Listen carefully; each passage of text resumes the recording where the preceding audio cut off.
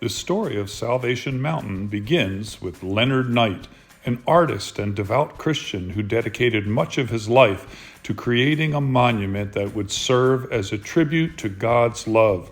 After serving in the U.S. Air Force during the Korean War, Knight returned to civilian life and decided to dedicate his life to preaching the message of God's love, particularly the concept of salvation through Jesus Christ. He ended up finding himself drawn to the vast and barren Colorado desert near the Salton Sea.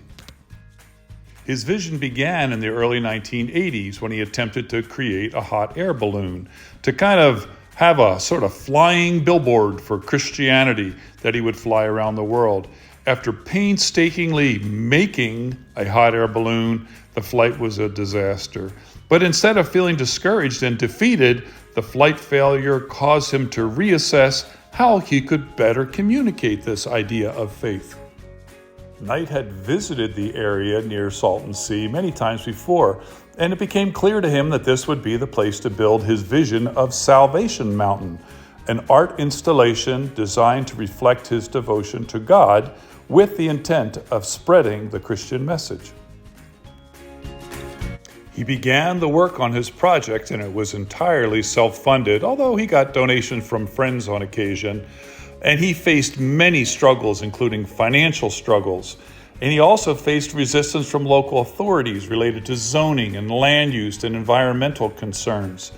The location of the mountain deep in the desert near the Salton Sea meant that Knight also faced harsh environmental kinds of issues, like the heat and storms and the constant erosion of his work by the elements.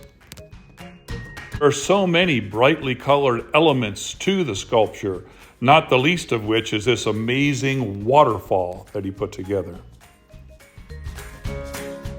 One of the most fun things about the art installation is you can climb all over it. You can walk up the yellow brick road which leads to the top by the cross.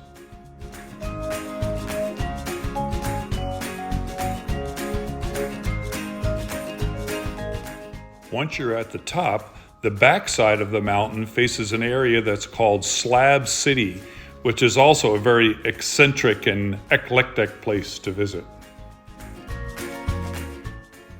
It used to be that there were areas under the mountain that you could go inside and climb around in, but those have been closed down. But I'll provide a link from Josh's Through My Lens, an old video that he did that you can see what those interiors used to look like.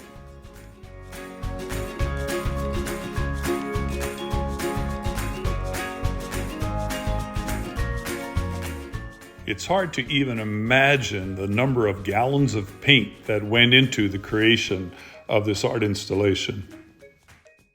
In the early stages, Knight also painted other things like vehicles, cars, tractors, trucks, with the messages that he wanted to share with the public.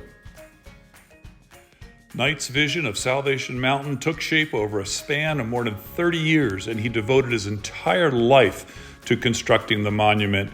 And the work was even recognized by the California State Legislature and various preservation organizations for its cultural and artistic significance.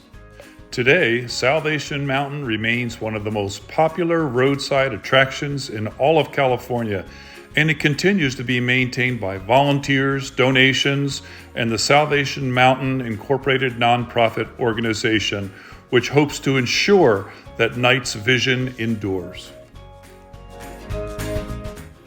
This is such an incredible place, and the story behind it is just so beautiful as well. A man of faith and trying to express his faith and encourage other people in that way. Wow, what a cool way, what a cool thing to leave behind. So I hope you enjoyed this video, and I hope to see you on the next one. Thanks for watching.